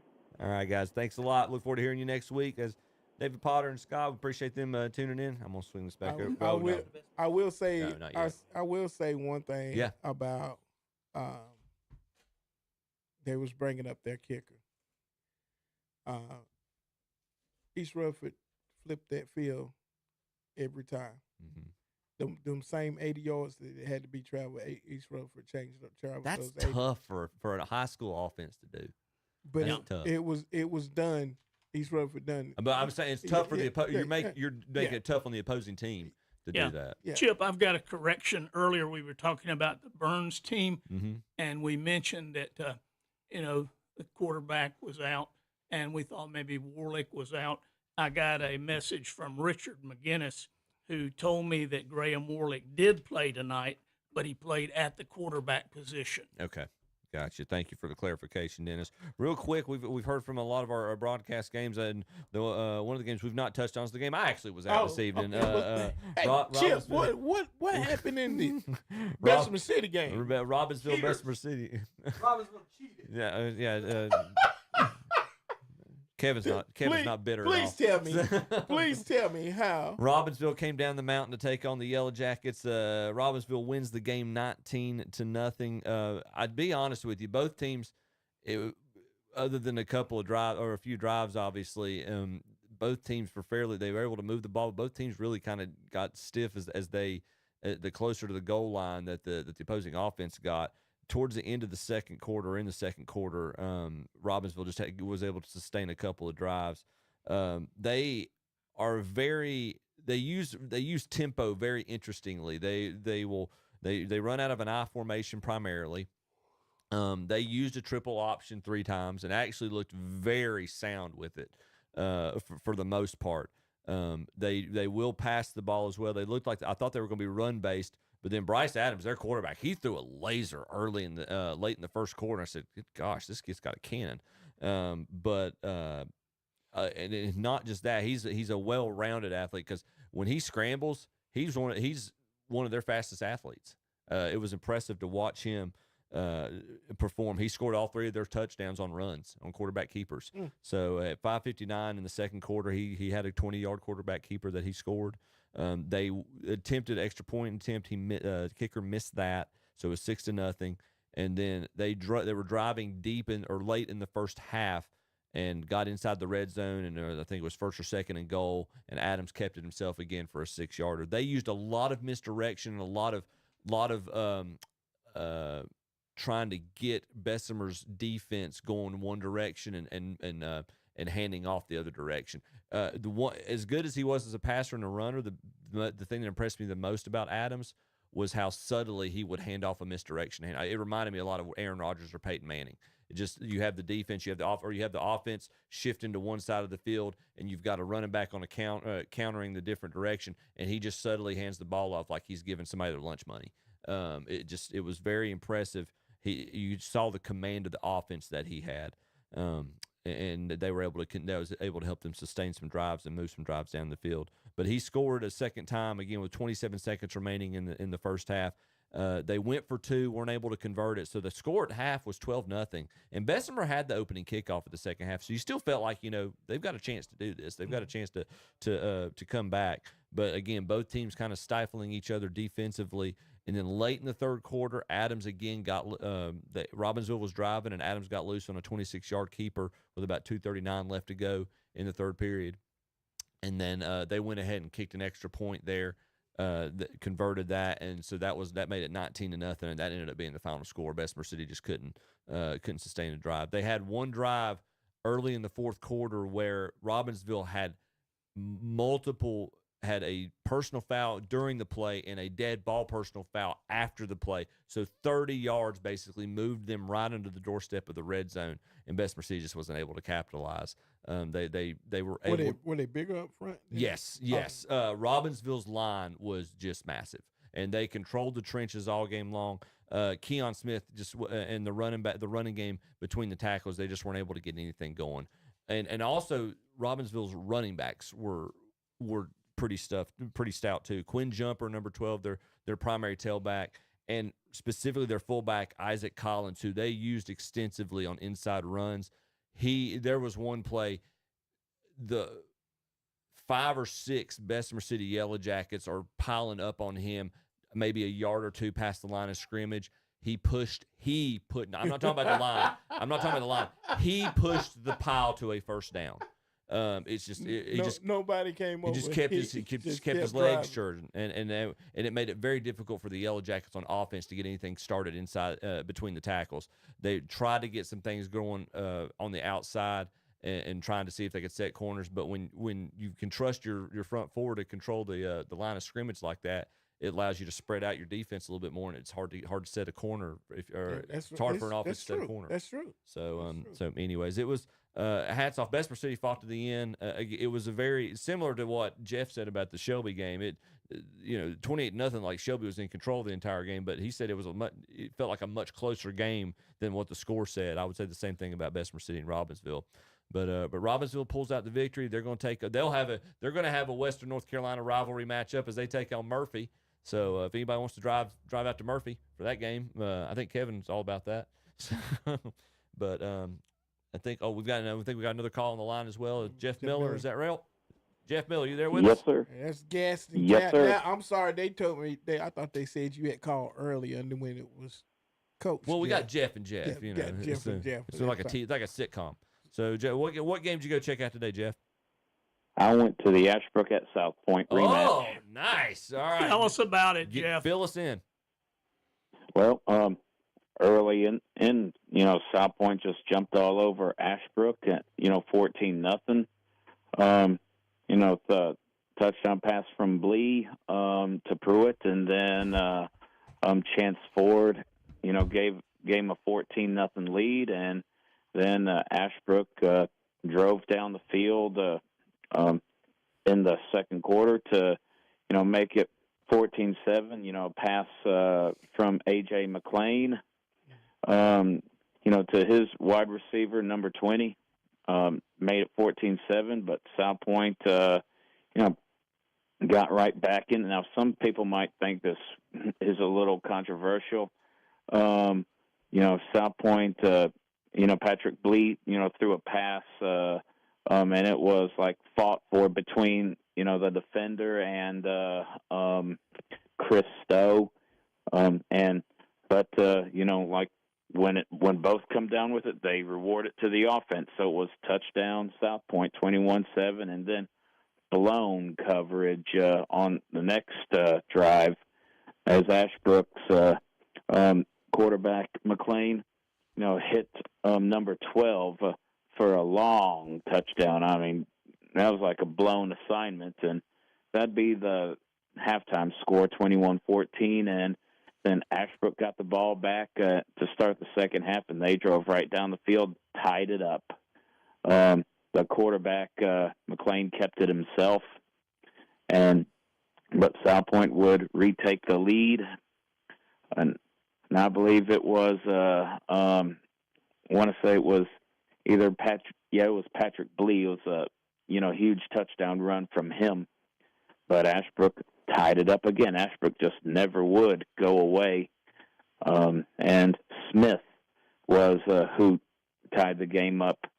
And then a field goal toward the end of the game gave Ashbrook their first lead of the game, 31-28. And South Point was getting a drive going of their own, but it ended with an interception, and Ashbrook was able to, ice the game and take a knee. And South Point is 9-0 or 10-0 when they face other teams, but 0-2 when they face Ashbrook. So, Jeff, I want you to tell me, you've not had a chance. I don't think, or tell me, have you watched North Lincoln yet this year? I have not, but I know that they run a similar offense to what South Point runs. Yeah, and so we were just talking to the color just switches. They got South Point got the red bone, North Lincoln got the blue bone. The color just switched. Well, Jeff, let me, and I don't know if you'll know this off the top of your head. Did South Point even do a pass attempt tonight? Yeah. They did plenty. Oh, I'm sorry. I misheard you. I apologize. But yeah, the 3 interceptions. I think South Point only had 1 interception at the very end of the game, and they had 2 touchdown passes. Oh, okay. South Point, when they were trying to get that last drive going, I saw some drop passes. Some badly dropped passes that could have gone for first downs in that one, and that would have probably made the difference in the game. But there were all sorts of other factors. That blown coverage on that Ashbrook touchdown, and Ashbrook just they showed resilience. They would not quit under any circumstance, and Coach Darius James has done a marvelous job with that team. Jeff, I got one trivia question for you, Kevin Hastings. And you may not know the answer tonight. You probably don't know, but I got some research question for you. See if you can find out next week. When is the last time South Point lost twice in the same year to the same Gaston County opponent? Never. It's a good quiz question. I don't feel like they've ever done that. We'll have to find the only that time South Point has ever lost twice to a team was back in 2014 when they lost to Crest. Huh. Okay. That's the only time I can remember.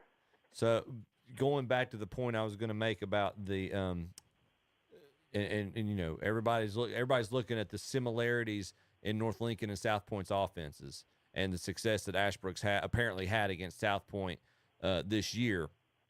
But to your point, you're talking about a couple of pass attempts South Point had that not dropped could have been game changers or could have swayed momentum a certain way. I wonder if North Lincoln's passing ability, and yes, they are an option-based offense, but they don't show a hesitance to pass the ball. David Potter talked about that. The only reason they didn't pass more tonight is they didn't need to. But if that could potentially negate Ashbrook's apparent ability to be able to match up against an option offense. Well, I'm not 100% sure about that because both times that South Point had touchdown passes, the defender was like right on them. So, and Ashbrook's defense has been very stout. Yeah. For most of the year. I think the only time they might have had a bad game was against Kings Mountain. Defensively, but that defense has been solid all year long. And here's one thing to consider: also, North Lincoln has never made it past the third round. Yeah. Wow, that's something to be mindful for as well.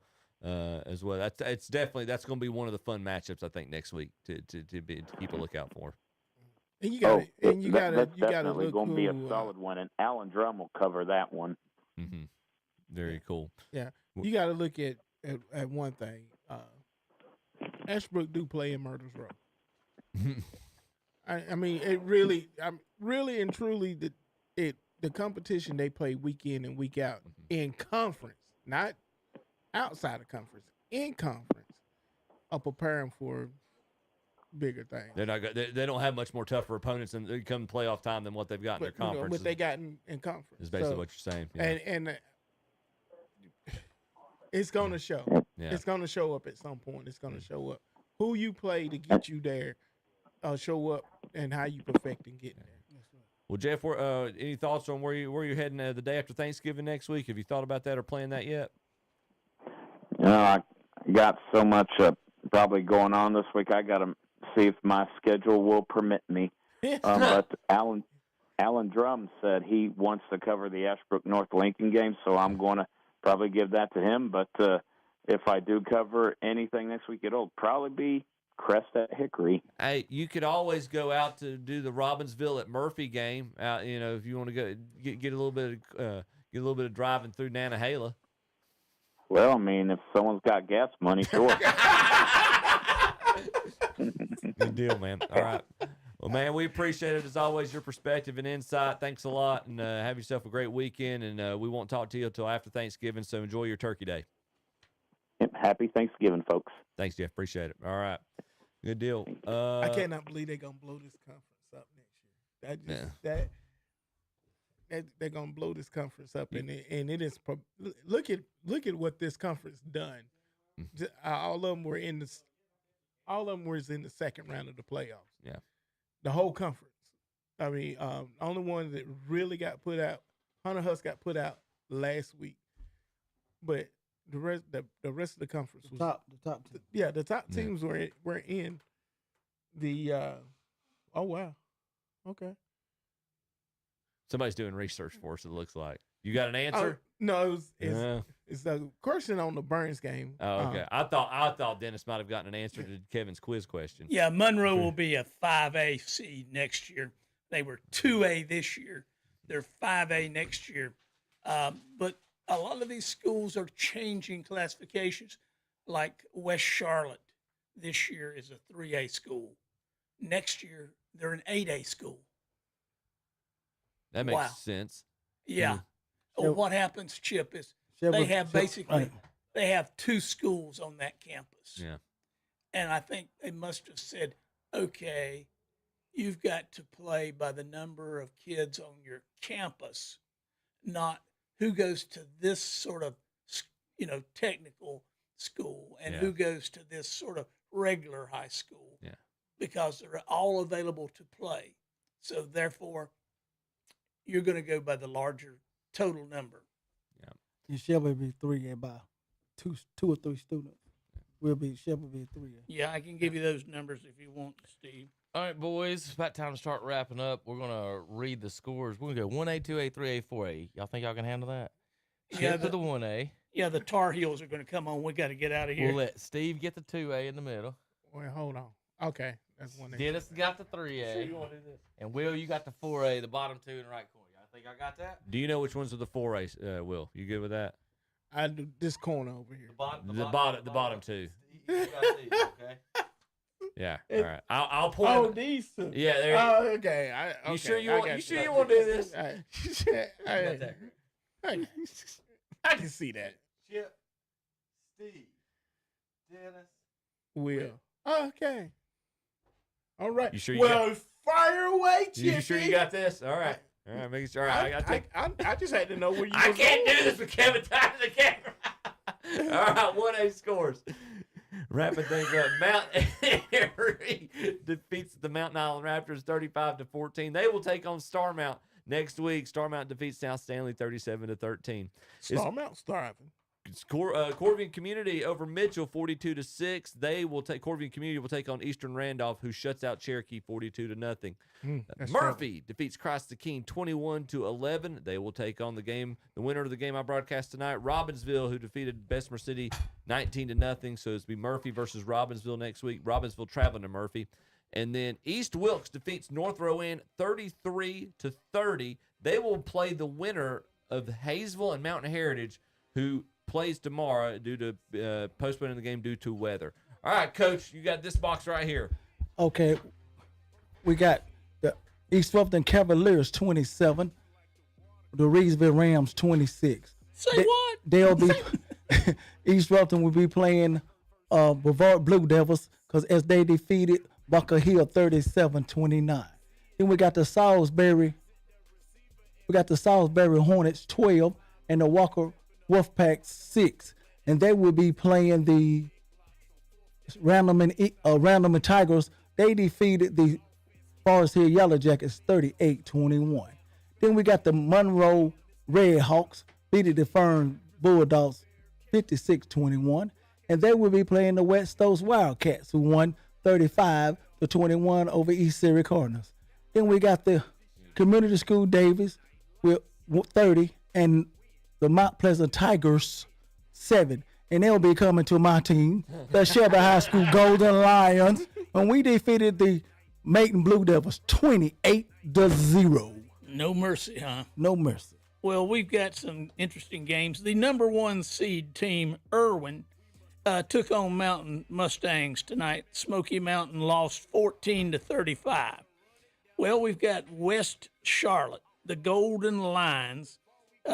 They're not the Golden Lions. Well, it's only one West Golden Charlotte Lion. They're the Lions. Just Lions. They're not golden. They're not golden. Y'all the only gold in town. Right, because they got red. I got a comment for that, but I better shut up. I'm going to have to fight my way out of here. Anyway, West Charlotte had 60. West Rowan had 3. It was Dudley, 42. AC Reynolds, 0. It was Robinson, 41. Kings Mountain, 14. It was Hickory, 42. Statesville, 7. And it was Crest, 35. Oak Grove, 7. It was North Lincoln, 54. West Henderson, 14. And it was the South Point Red Raiders, 28. But the Ashbrook Green Wave had 31. Shut up, Chip. All right. Southeast Guilford falls to Grimsley 58-21. What is that? Hey, Paisley? Palisades? You never heard of the Palisades I Pumas? never heard of the Palisade Pumas. It's a new school. Might be their first year. Palisade Pumas fall to Charlotte Catholic 31-7. Independence falls to Huff 47-3. East Forsyth defeats West Forsyth 56-19. Mooresville beats Northwest Guilford 27-10. And Marvin Ridge falls to Northern Guilford 28-24. Sun Valley falls to Weddington 35-12. All right, guys, I'm going to go through the matchups for next week for everybody trying to figure out what's going on. Number 9, Star Mount will be at number 1, Mount Airy in the 1A. Number 5, Corbion will visit number 4, Eastern Randolph. Number 11, Robbinsville will be at number 3, Murphy.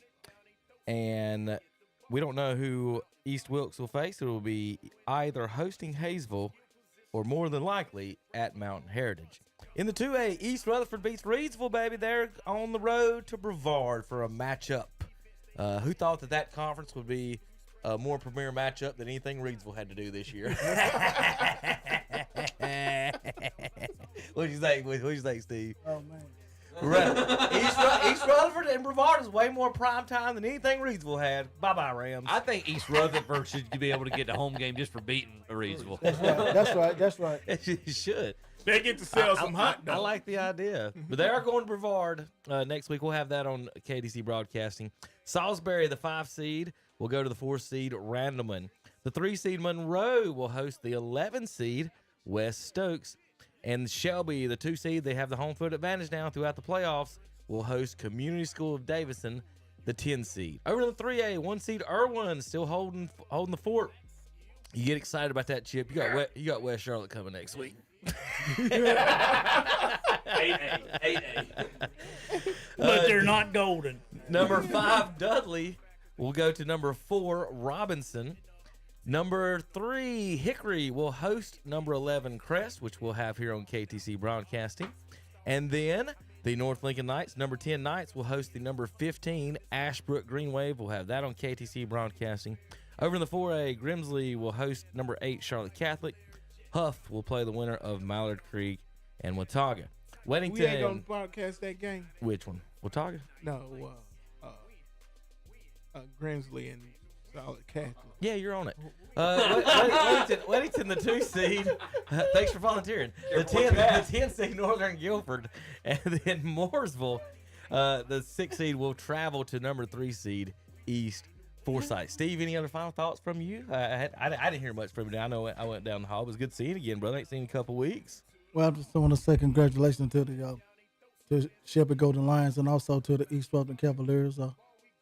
Little Cleveland County with Coach Russ coming from Burns. So congratulations and also to the Crest Chargers, who got a tall task next week to go to Hickory. And we're going to wish all the Cleveland County teams good luck. We'll get a home game with Community School of Davis. All right, guys. Dennis and Will. Is Ashbrook the last Gaston County school left? Last man standing. Yes. Ashbrook's the last man standing. North Lincoln is the last man standing in Lincoln County. So one county is going to be sitting down and taking a rest. It just ain't going to be Cleveland County. It just ain't going to be Cleveland County. All right, guys. All right, we'll see you next week. We'll have our broadcast once again. East Rutherford at Brevard. We'll have Crest at Hickory. Shelby hosting Community School of Davidson. And I missed one. Lincoln County. North Lincoln hosting Ashbrook. See you guys next week. KDCBroadcasting.com. I'll come out and fire off the ball. We going on one. My skill position so proficient. Break for long runs. Come out running that option. That mean I got the option to keep that or pitch that. Defense, they got to fix that. 4 receivers, we spread them out in the shotgun.